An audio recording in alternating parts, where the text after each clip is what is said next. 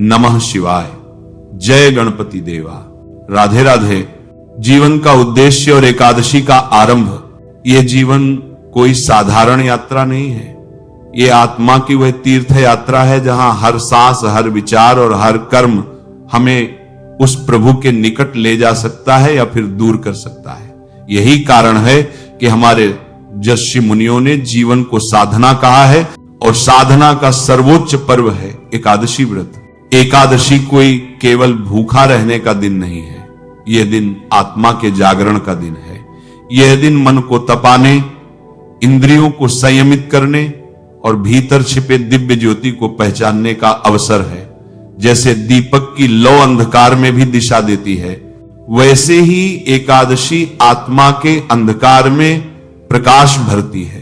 एकादशी का रहस्य, आत्मा का स्नान।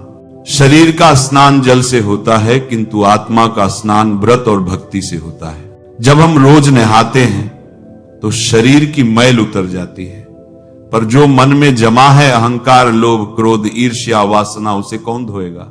एकादशी का व्रत वही आध्यात्मिक स्नान है जो भीतर की गंदगी को धो डालता है। इस दिन जब कोई व्यक्ति भोजन, आराम और वासनाओं का त्याग करता है, तब भीतर की ऊर्जा ऊपर उठने लगती है। जो साधारण दिनों में संसार की दौड़ में बिखर जाती थी, वो अब एकाग्र होकर ईश्वर की दिशा में बहने लगती है। इसीलिए शास्त्र कहते हैं एकादशी उपवास नहीं, उपासना है। उपवास का अर्थ है उपनिकट प्लस वास रहना, अर्थात इस दिन भोजन का त्याग इसलिए नहीं कि शरीर को कष्ट दिया जाए, बल्कि इसलिए कि मन ईश्वर के निकट रह सके। एकादशी की तैयारी दशमी से ही आरंभ होती है, क्योंकि मन को स्थिर करने में समय लगता है।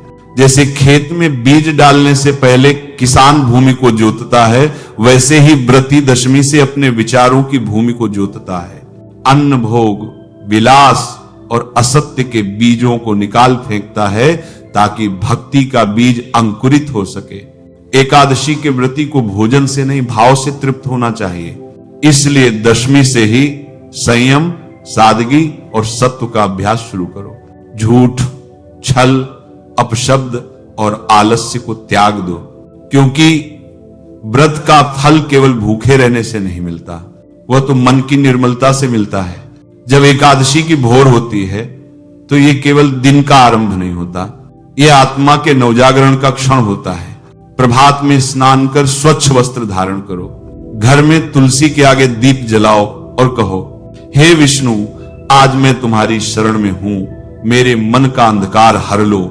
यह व्रत न केवल शरीर का अनुशासन है, यह विचारों का अनुशासन भी है। आज के दिन झूठ मत बोलो, किसी का अपमान मत करो, किसी जीव को धोखा मत दो। जो व्रत रखते हुए दूसरों का दिल दुखाए, उसका व्रत अधूरा है। सच्चा व्रत वही है जिसमें प्रेम, करुणा और नम्रता की सुगंध हो। संयम का गुप्त अर्थ, लोग पूछते हैं संत जी व्रत में अनाज क्यों नहीं खाते। मैं कहता हूं क्योंकि अनाज में प्राण शक्ति स्थूल होती है, वह मन को भारी करती है। एकादशी में आत्मा को हल्का रखना आवश्यक है ताकि वह ईश्वर के निकट उड़ सके। जब हम हल्का भोजन करते हैं या निर्जला व्रत रखते हैं, तब हमारी चेतना ऊपर उठती है, हमारा मन स्थिर होता है और ध्यान में गहराई आती है।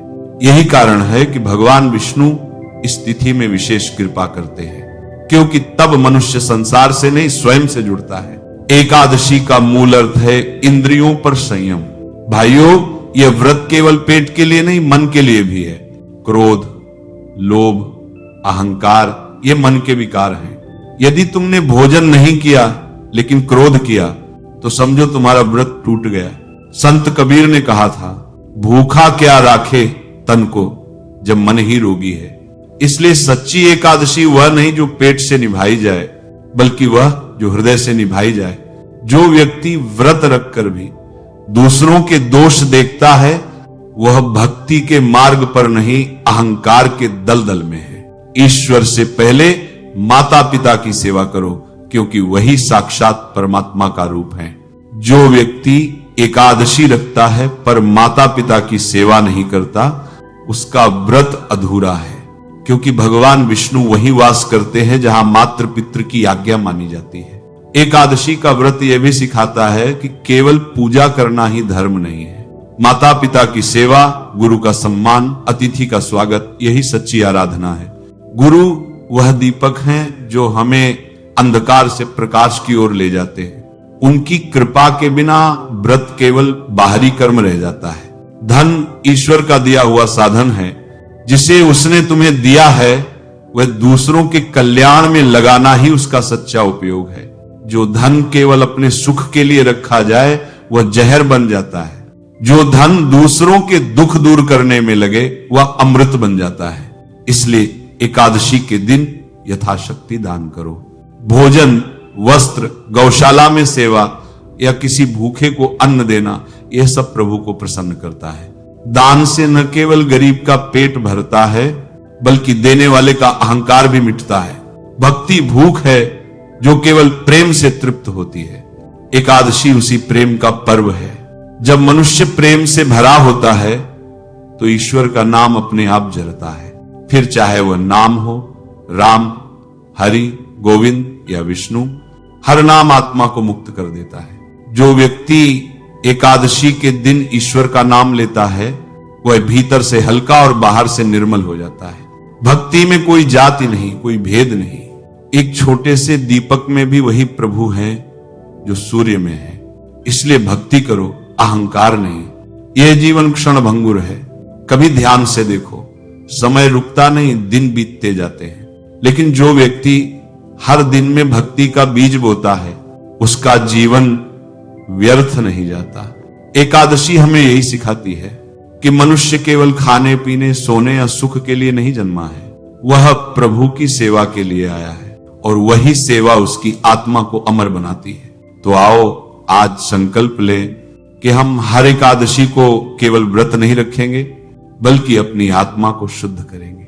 माता पिता की सेवा करेंगे, गुरु का सम्मान करेंगे, दान देंगे, नम्र रहेंगे और प्रभु का नाम जपेंगे। जब तक मनुष्य के भीतर प्रेम नहीं जागता तब तक व्रत केवल दिखावा है। और जब प्रेम जाग जाए तो बिना व्रत के भी आत्मा मुक्त हो जाती है। एकादशी व्रत का महात्म्य और जीवन नीति आज हम चर्चा करेंगे उस पवित्र तिथि की जो स्वयं भगवान विष्णु को प्रिय है। एकादशी ये केवल उपवास नहीं बल्कि आत्मा के शुद्धिकरण का दिव्य अवसर है। एकादशी का व्रत वह दीपक है जो अंधकारमय जीवन में ईश्वर प्रकाश फैलाता है। एकादशी का अर्थ और महत्व शास्त्रों में कहा गया है। एकादश्यां तो यह स्नात्वा विष्णु पूजा करोति सर्व पाप विनिर्मुक्तो विष्णु लोके महीयते। अर्थात जो व्यक्ति एकादशी के दिन स्नान कर भगवान विष्णु की पूजा करता है वह समस्त पापों से मुक्त होकर विष्णु लोक को प्राप्त करता है। यह दिन केवल उपवास का नहीं बल्कि मन, वचन और कर्म की पवित्रता का पर्व है। इस दिन व्यक्ति अपने भीतर झांकता है, अहंकार का त्याग करता है और भक्ति में लीन होता है। भोजन का त्याग केवल शरीर को नहीं बल्कि मन को भी अनुशासित करता है।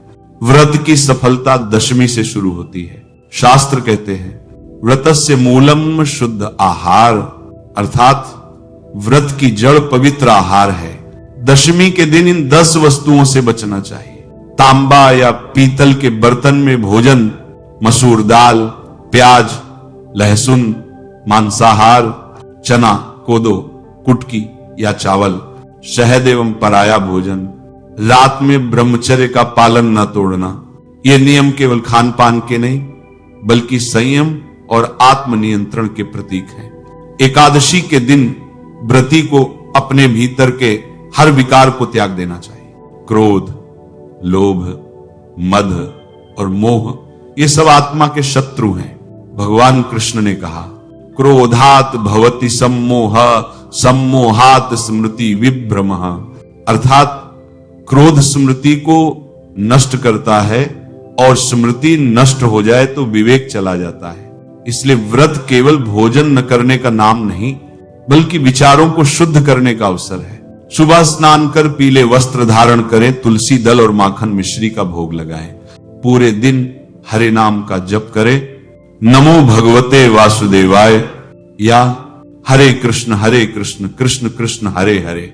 रात में भजन, कथा या ध्यान करें और ईश्वर स्मरण में जागरण करना उत्तम माना गया है।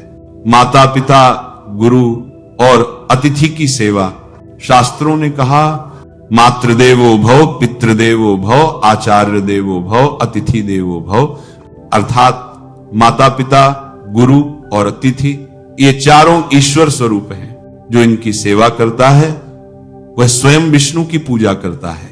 माता पिता की सेवा सबसे बड़ा धर्म है। गुरु की सेवा ज्ञान का द्वार खोलती है और अतिथि का सत्कार भगवान के प्रति हमारी श्रद्धा दिखाता है।